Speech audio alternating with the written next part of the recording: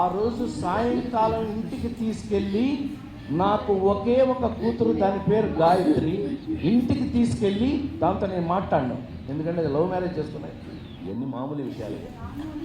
పిలిపించి దాన్ని ఇంట్లో దాన్ని ఎదురుగా కూర్చోబెట్టి ఆ పాట నా మనస్ఫూర్తిగా 4 సార్లు వినిపించిన వాడిని నేను.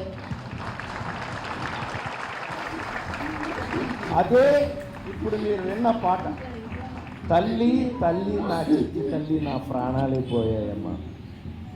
అమ్మ పోయినప్పుడు ఏడవలేదు వీళ్ళంది కొడుకు, కూతురు పోయినప్పుడు. మీరు మనుషులై, మీరు నిజంగా మీకు మనసు ఉంటే ఈ పాటను మీరు జన్మలో మర్చిపోలేరు. ఇప్పుడు నేను నాకంటే చిన్నవాడు లేకపోతే పాదాలకు నమస్కారం పెట్టేవాడిని, కానీ నా సోదరుడికి నేను అడిగినందుకు, అంత అద్భుతంగా రాసినందుకు నా మనసు నీకు ఇచ్చేస్తాను.